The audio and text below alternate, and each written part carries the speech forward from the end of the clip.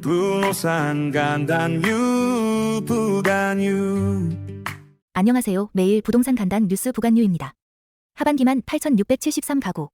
전국 곳곳서 쏟아지는 롯데 아파트. 어디서 입주하나요? 2024년 하반기 롯데건설이 전국의 9개 단지, 총 8,673가구 입주 예정입니다. 서울, 경기, 부산, 대구, 청주 등 전국 주요 도시 포함입니다. 특히 서울 송파구, 잠실 르엘, 1,865가구, 청량리, 롯데캐슬 하이루체, 1,199가구 등 대단지들이 주목받고 있습니다. 큰손, 롯데건설, 침체된 주택시장에서 활발한 공급 행보. 올해 준공 물량만 약 17,000가구 이상이며 수도권 대형 건설사 중에서도 공급 규모가 큰 편입니다.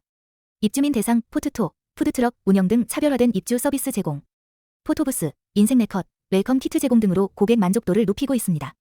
입주 이후에도 커뮤니티 관리와 입주민 만족에 집중하고 있습니다. 특히 주목할 만한 점은 송파구 잠실 르엘, 1,865가구, 과 청량리 하이루체, 1,199가구, 가 연내 입주를 앞두고 있어 서울 지역 내 새 아파트를 찾는 수요자들에게는 눈여겨볼 기회라는 점입니다. 차만 막았더니 손님도 사라졌다. 차 없는 거리에 오는 상인들.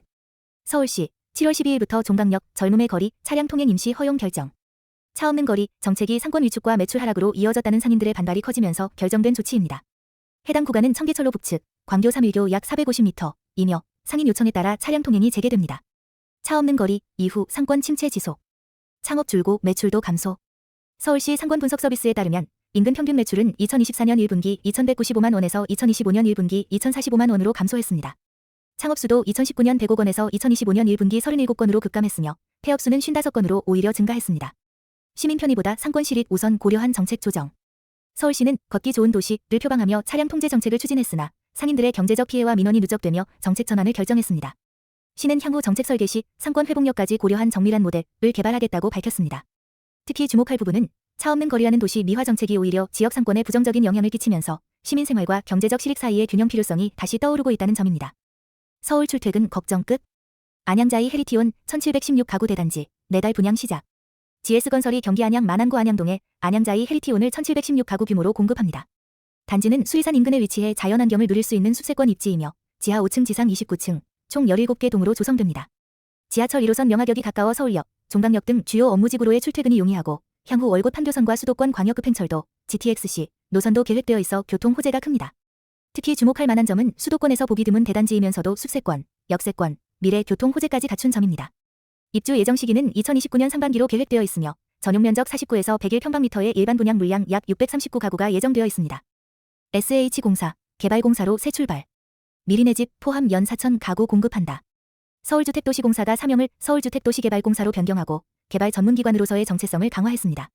그레이트 한강, 용산국제업무지구 개발, 미리네 집 등 주요 사업을 통해 서울의 도시 경쟁력 강화를 추진하고 있습니다. 미리네 집은 신혼부부 대상 장기전세주택으로 내년부터 매년 4,000가구 공급이 계획되어 있습니다. 특히 주목할 점은 SH공사가 단순한 주택 공급 기관을 넘어 도시 개발과 정비, 지역경제 활성화까지 포괄하는 종합개발공사로 거듭나겠다는 전략입니다.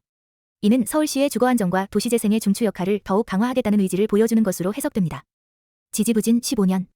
동탄트램 또 유찰, 입주민들 불만 폭발.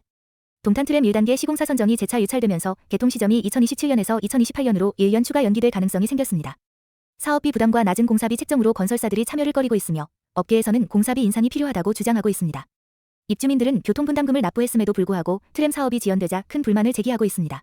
특히 주목할 점은 입찰 실패가 반복되며 동탄트램이 지역 교통 인프라 개선과 부동산 시장 안정에 제 역할을 하지 못하고 있다는 지적입니다. 트램이 개통되면 GTX-A 노선과 연계되어 서울 접근성이 크게 개선될 수 있지만 현실적으로 공사비 부족과 민간 업체들의 외면이 지속되고 있는 상황입니다.